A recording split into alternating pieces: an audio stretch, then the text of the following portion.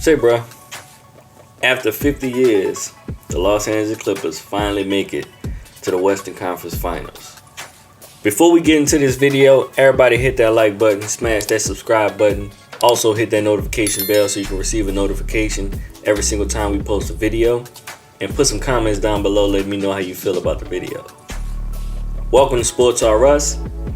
And today, we're going to be talking about the Clippers. Now, the Clippers beat the Utah Jazz last night 131-119. It was a crazy game. At one point, the Clippers was down 25 points, and I pretty much thought the game was over. I thought that they were going to be going back to Utah, and there'll be a Game 7. We'll have 2 Game 7s on Sunday, but that wasn't the case. The Clippers took care of business in that second half between the power of Reggie Jackson, who I'm going to say in this series became, to me, one of the MVPs of this series, because a lot of his consistency, a lot of his dirty work that he was doing, and his fearlessness just about hitting shots and going inside, all that stuff like that. I feel like he was one of those players who put in a lot of work for the Clippers, and everybody should dap him up when he get into that locker room. Not only that, but a guy by the name of Terrence Mann, who's a new young player who had 39 points last night, which was a career high in the playoffs. He took care of business. He was hitting threes. He was doing multiple things. And that was another player who in this series you were able to find out about him. You were able to see exactly what he was about. And I see him as being one of those players that they could build upon. Now, do I think that he's going to do something like this again in the playoffs? I don't know just of yet. But in all likelihood, no, he won't have to give that much. But it just depends. Right now, they don't have Kawhi Leonard, and they were able to win back-to-back games. Now, the Utah Jazz was up 2-0, and they let the Los Angeles Clippers come back and win 4 games in a row.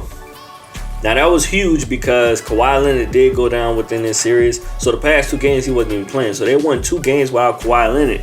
And one thing we have to give it up to, one person we have to give it up to is Paul George, who had 28 points, 9 rebounds, 7 assists, 3 steals. He was playing all over the floor. He played 45 minutes, so he was willing to give it his all to make sure that they got to the next level. Nicholas Batum was putting in work.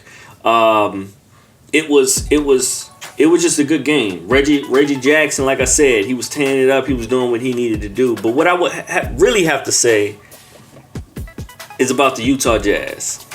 Now, Donovan Mitchell, you can tell he was injured, but he gave it his all. Last night, he had 39 points, 9 rebounds, 9 assists.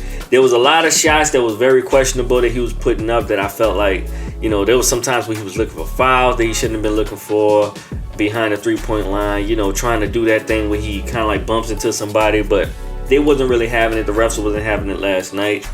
But he was giving it his all. He played 40 minutes last night. So he put up big time points last night.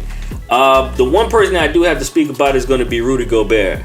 I feel like Rudy Gobert, he has been the defensive player of the year 3 times. So he's been a consistent defensive player.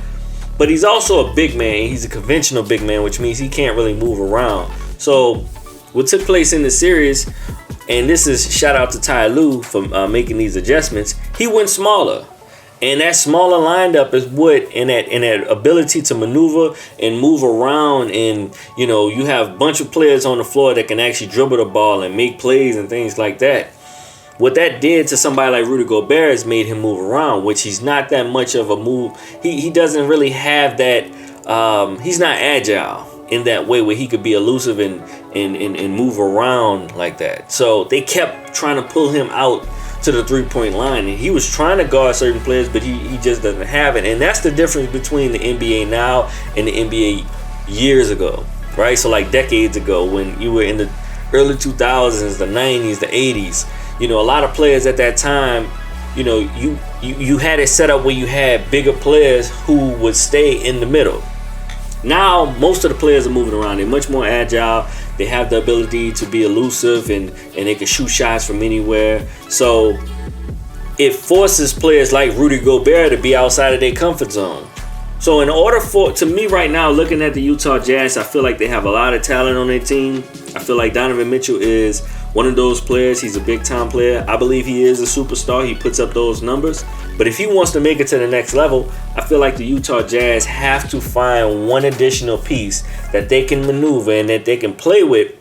At times when teams want to go smaller, they need to have a player that they can put in there that's a Kevin Durant type player, but he doesn't have to have the abilities like Kevin Durant, but the movement and the ability to be agile and I can switch off of this player and not feel as if I'm going to be taken over by the next player.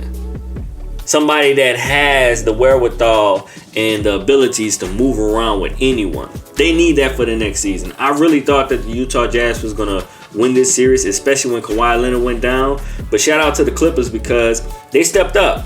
They had multiple players that stepped up. Like I said, Reggie Jackson took care of business. Paul George took care of business. And Terrence Mann is a player to look for. Like, with that type of performance in the future, I'm looking for something. I'm not looking for something that crazy in the remainder of these playoffs.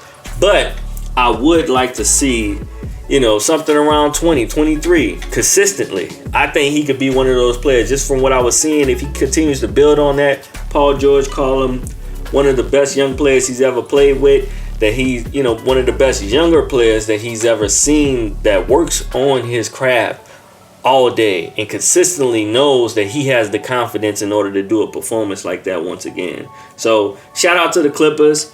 Sorry to the Utah Jazz. Maybe next year. I think this was a golden opportunity for them to go up against the Suns and possibly beat the Suns. Even though I thought the Suns, I'm already 100% with the Suns. I think the Suns are going to the finals.